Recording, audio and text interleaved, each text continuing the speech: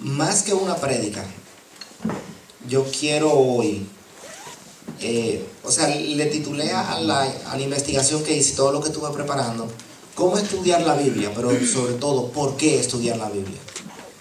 Y yo quisiera pararme aquí delante como un abogado de la Biblia, no ni siquiera como pastor de la iglesia que le está diciendo a ustedes que tienen que leer la Biblia. De hecho, me anoté, lo primero que puse en aquí en lo que escribí es que lo que no voy a hacer. No esperen que yo lo voy a hacer sentir mal porque no están leyendo la Biblia, porque no estoy aquí para eso. No te voy a decir cómo debes leerla. No te voy a decir cuánto tiempo tú tienes que dedicarle. No te voy a dar los pasos que tú tienes que dar para estudiarlo. Y tampoco te voy a decir que Dios me reveló el último plan de lectura de la Biblia que tú tienes que utilizar porque ese es el que va a funcionar. Porque yo pienso que todo eso tiene mucho que ver con el nivel de compromiso que tú quieras tener con la palabra de Dios y con lo que la palabra de Dios pueda hacer en tu vida. De la misma manera que tú te bebes un medicamento para que te quite un dolor, si tú sigues el tratamiento, ¿qué sucede? Te sanas. Pero si lleva el tratamiento más o menos, ¿qué sucede? Te sana en más tiempo. Si no lleva el tratamiento, ¿qué sucede? No te sana. Eso es simple. De la misma manera sucede con esto. A la medida que usted se exponga más al Señor, más el Señor puede hacer en ti. Eso no es que hay gente súper ungida, ni súper escogidos. Tú ves una persona que irradia la paz de Dios, que irradia palabra de Dios, que irradia el carácter de Dios. Esa es una persona que en su hogar tiene mucho tiempo con Dios. Como un mensaje que tengo por ahí, el secreto es el secreto, lo que tú haces en el secreto de tu casa. A la medida que ese secreto tenga más de Dios, tú vas a tener más de Dios, va a salir natural hablar de Dios. Yo estuve investigando bastante porque yo decía, wow, ¿qué yo puedo decirle a esta gente que no sepan? Y si yo me pongo a buscar 120 versículos que digan que la Biblia es buena, más de uno de ustedes en su corazón, porque yo mismo lo haría, y de hecho yo mismo lo hice cuando vi un par de versículos, yo dije, pero si yo digo, David Pimentel es bueno, como que no tiene mérito porque soy yo mismo que lo estoy diciendo, ¿verdad? Pero cuando otra persona lo dice de mí, entonces es diferente, ¿verdad? Entonces yo no puedo o no quería tomar la Biblia y decir, la Biblia hay que leerla porque dice la Biblia, porque es como, va a defenderte con la misma defensa. Y yo decía, wow, pero entonces, ¿qué yo puedo hacer? Y comencé a pensar como un no creyente, como personas que no tienen por qué estudiar la Biblia o por qué venir a una iglesia. Tengo un par de amigos así, tienen todos sus problemas resueltos, tienen un buen trabajo, no tienen deudas, o tienen las deudas normales, las deudas permitidas, como les dicen aquí, que son el carro y el mortgage de una casa, o el mortgage y los estudios. Tienen una buena relación con su novia de hace 10 años y no se han casado. Gente como con una vida normal, que tú te preguntas, oye, pero ven acá, yo soy cristiano, yo tengo 60 deudas, me estoy matando con la esposa, y estoy enfermo. Y tú ves a esa gente y tú dices, wow, pero ¿cómo yo le predico a esa gente si esa gente está mejor que yo? Y quise pensar de esa manera, como un no creyente. Yo, como les decía, más que un mensaje, quise esto que lo hiciéramos de manera bien práctica. Y yo lo voy a pasear por una serie de informaciones. Y luego, yo quiero que pongamos en práctica parte de lo que hablamos hoy.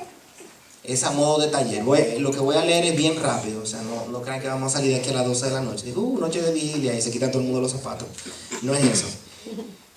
Yo comencé haciéndome la pregunta. Primero, ¿por qué el cristianismo? ¿Por qué ser cristiano? ¿Por qué seguir a Cristo Jesús? Hay más de 21 religiones reconocidas. Más de 21 religiones reconocidas. Eso es sin contar las denominaciones y las sectas. ¿Por qué el cristianismo? Y seguí preguntándome, ¿pero por qué la Biblia? ¿Por qué creer en la Biblia? Si, según un dato que casualmente esta semana la gente de Google, la página de búsqueda de internet, no sé por qué se pusieron a averiguar eso. Pero yo me pregunté, ¿cuántos libros se han escrito? Se han publicado por lo menos. Y la cifra asciende a 130 millones de libros. 130 millones de libros. ¿Por qué la Biblia? ¿Por qué yo voy a leer la Biblia para edificar mi vida, para construir mi vida? Bueno, pero la Biblia habla de Jesús, quizá la idea está en Jesús. Y ahí comenzó a tener sentido.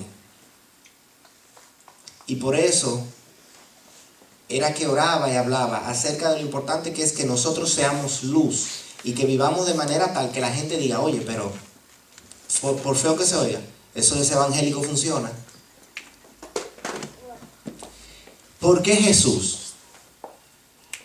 Y yo anoté un par de cosas. Sé que hay muchas más, pero quisiera compartirles un par. Primero, cumplió todo lo que dijo que él iba a hacer. Como líder, él cumplió todo absolutamente lo que dijo que él iba a hacer. Segundo, vivió sin escándalo, sin tachadura. Y aún en el mismo momento de su muerte, quien tenía la palabra para declararlo vivo o muerto, que lo mataran o no lo mataran, tuvo que lavarse la mano. Yo no sé, hagan lo que ustedes quieran, yo no sé de eso, espérate, yo no. Nos portó como todo un dominicano, Poncio, el piloto. El primer, no, Poncio Pilato, ¿verdad? Trastornó la vida de la gente de la siguiente manera. Primero, los hermanos comenzaron diciendo que te estás loco. ¿Se acuerdan de eso? Cuando al principio del ministerio de Jesús, mira, te están buscando allá afuera. Y los jalaban, Jesús, camina para tu casa, muchacho, ven, que no te bebiste la pastilla. Lo trataban literalmente como loco. Sin embargo, uno de sus hermanos termina escribiendo un libro de la Biblia. ¿Cómo sucede eso? ¿Cómo en un periodo de 3 años, primero tú piensas que estoy loco y a los 3 años te escribo un libro hablando de mis enseñanzas? ¿Qué pasó ahí? Pablo perseguía y asesinaba a los cristianos. Tiene un encuentro con Jesús y ¿qué sucede? Muere por Cristo Jesús. ¿Cómo sucede eso?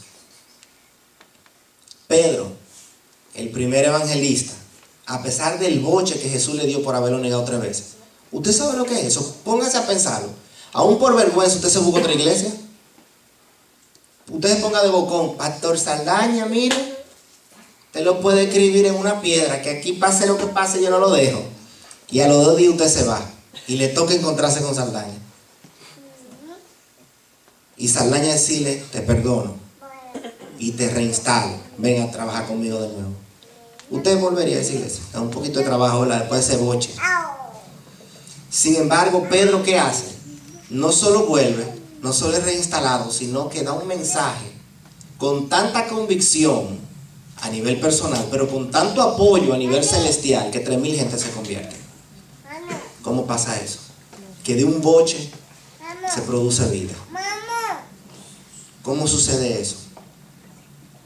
Sin importar los peligros, sus discípulos expandieron su mensaje a nivel mundial. Y todavía hoy, yo no sé si usted ha visto cómo está el Medio Oriente con relación a los cristianos. Los están golpeando nuevamente hasta matarlos para que nieguen la fe. Sin embargo, ninguno, señores. Ustedes ven los golpes y entre lo mismo que le están dando golpes, ya déjalo así, se van. Y no sale una palabra de maldición. ¿Por qué? Si Jesús es un buen maestro, ¿por qué produce eso en la vida de la gente? ¿Por qué? ¿Por qué Jesús? Porque de manera tal vivió que la historia se dividió en un antes de Cristo y un después de Cristo. Era un buen maestro, pero muchísimos buenos maestros y no hay antes de Platón y después de Platón. Un chin antes de Jesucristo, entre Platón y Jesucristo. Jesucristo. Por cierto, lo están tratando de abolir en la historia. Lo están tratando de abolir en los libros de historia. Que la historia no se divida en Anno Domini y después de Cristo. Lo quieren abolir. No soportan que Cristo esté en el mismo centro, donde ellos mismos lo pusieron. Realizó todo tipo de milagros, no solamente frente a sus seguidores, sino frente a todo el mundo. O sea, los milagros de Jesús no son como estos testimonios que a veces nosotros vemos. Yo tenía un cáncer y me oró el hermano y me sané. Wow, ¿y dónde fue eso? No, eso fue en mi casa. Y nadie lo vio y nadie lo sabe. Y tú, bueno, yo lo creo porque yo creo en el poder de Dios y creo que el hermano pudo orar y eso sucede porque Dios sana y no sé qué. Pero los milagros de Jesús sucedieron tanto dentro como públicamente. Como un hombre, un carpintero, pobre, que nunca se movió más lejos de 25 millas de su casa, pudo sobrepasar los mares y estar hablándose todavía hoy, 2000 años después, de él. ¿Por mérito propio o porque realmente es quien dijo que era? Y lo último y más contundente, es el único líder religioso que todavía está vivo.